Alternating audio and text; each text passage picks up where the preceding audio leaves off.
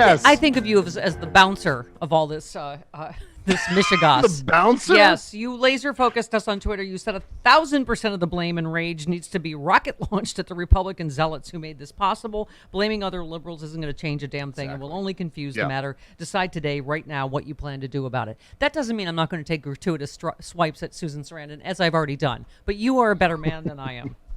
Oh, yeah. Well, Susan Collins is fair game. She's a Republican. So is Lisa Murkowski, Republican. My God. Right. But I want to add here that regarding the marching, what makes marches valuable is if they collect cell phone numbers and voter registration forms. That's the key. I mean, any protest that happens, I hope they were doing that yesterday at the Supreme Court building, because that's the way we win elections. You get people out to a protest march and engaged in this stuff. And you do the thing that will get them to the polls in November as well. And that's collect their cell phone numbers so they can get alerts about where to vote, when to get a mail-in ballot, et cetera. And then you also register them to vote, because the key to all of this, the key to finding the silver lining in this disaster, is getting those millions of men and women who don't vote but who care about this issue out to the polls, because that will change history this year. That will turn things around for lots of different things, not just reproductive rights and the right to choose. So it's a big deal.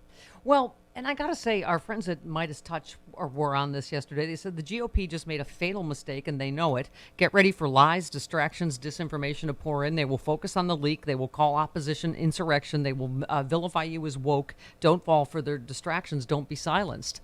Brett from Midas Touch said everything about the midterms just changed. Throw away all the conventional wisdom. Throw away historical precedent. Throw away complaints about Dem messaging. This could be the biggest mistake the right has ever made. It's up to us to ensure that it is. So that's the key, right? Sure. It's a matter now of have to. It's not a matter of, well, we should do this because it's the right thing to do and we need to start winning elections again. We have to do this because the stakes couldn't be higher at this point. Not only are we looking at more state legislatures potentially falling to the Republicans, and that's ground zero for all of these kinds of laws, banning abortion and others. But also, the Republicans at the congressional level have already started strategizing about a national ban on abortion, and that would apply to the blue states at Congress this year, and then the presidency in 24. That's kind of game over, not just for democracy, but for voting rights, or not for voting, for reproductive rights. Voting rights as well. Well, I mean, throw that in there. Right. Yeah, I mean, it's interesting. Allison Gill, the tweet I just read of yours said blaming RBG will get you blocked. I mean, I get it. There's a lot of people like, oh, she should have retired. Oh, this, but you're right. We're not in the shoulda, coulda, wouldas anymore. We're in the now. What can we do? I mean, you said among many others, this decision is a death sentence for countless young girls. I mean, 10, 11, 12-year-old girls. Ryan tweeted abortion is going to instantaneously become illegal in these states. And you said in all the states, as you just said, if we let Republicans win this year and in 24, don't let them. And look, I don't mean to forgive anyone who was partly responsible for where we are right now. But I think the proactive way to handle this is to move past that, blame squarely the Republicans for this, because that's who to blame. There were some people who contributed along the way, but it's mainly the Republican Party, the white evangelical Protestant movement to the beginning of the Reagan Revolution. That's why we are where we are, and that's where the blame needs to be laid. Two things need to happen, Stephanie, from this point forward, and these need to be the priorities, not blaming Susan Sarandon or Susan Collins or any other Susan. Everyone named Susan. Can't think of any other Susans. Yes. Is to blame. Susans in general. Yeah, all the Susans. Susan from Sesame Street. There you go. Susan. Susan Orlean. I'm trying to think of more Susans. Yes. Yeah. The key now is to prioritize two things: winning. That should be winning elections, winning as many elections as possible, and then the second priority is using that political clout to pass a constitutional amendment, an equal rights amendment with a clause that protects the right to privacy. It's those two things, and that's what will drag us out of this. I can't emphasize enough. Winning, That's what we have to do. Again, on Twitter, you said Republicans are telling us exactly what they'll do if they win majorities this year in the presidency in 24. The question is, do we activate now or wait till it's too late? All the post-inauguration marches in the world can't reverse time, but we can seize the initiative now. And thank you for pointing this out as a guy. You said this isn't just a women's issue. Men, it's your daughters, your wives, your girlfriends, your mothers who are being stripped of medical sovereignty over their bodies by the Republican Party. If it can happen to you, if it can happen to women, it can happen to you.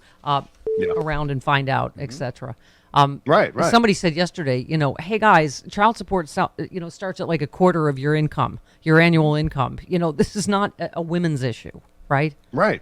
Oh, yeah. When you start getting into territory where the government has purview over your internal organs, what happens there and the medical procedures you receive in order to alleviate something that's going on in there, that's dangerous territory, far beyond. I just want to be clear about this. This is so vastly different from vaccine mandates. Don't let anyone, including Don Jr. and the usual suspects, make this between these two things. No similarity whatsoever.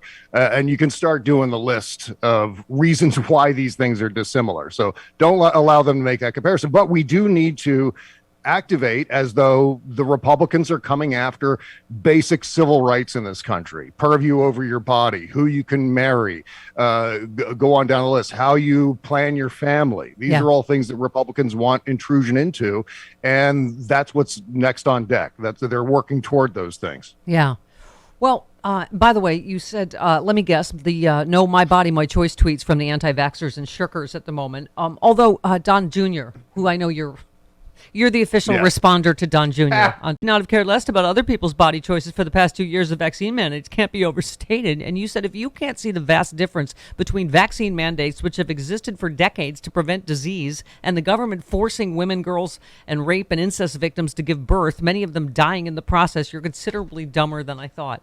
Which is, and I imagine you couldn't think he's much dumber, so that was really... No. And they're communicating mostly to naive suckers who are caught inside this bubble and who will believe whatever they say. So consequently, Don Jr.'s not looking for the most ironclad arguments here. All he needs to say is vaccine mandates, abortion, same thing here. Buzzwords. And I love Run with this. You also pointed out the terrible irony is most of the jubilant Republican political leaders tonight, especially the monster who appointed 3 right-wing justices recently, have very likely paid for abortions.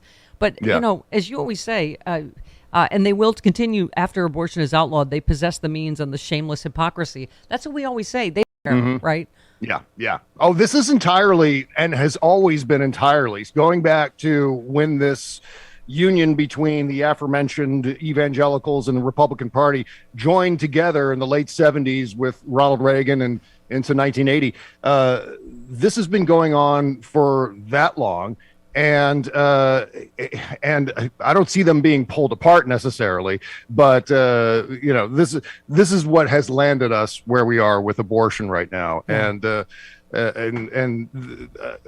don't know exactly where the next step is, but by the way, it's all because of that. Yeah, you've been on early, on this whole, it's Trumpism. It's not just even Trump anymore. And you referenced this, whole couple on the flight where I said it wasn't even ever about masks. It's just about being able to be a racist, homophobic, wherever you want to, like Trump is.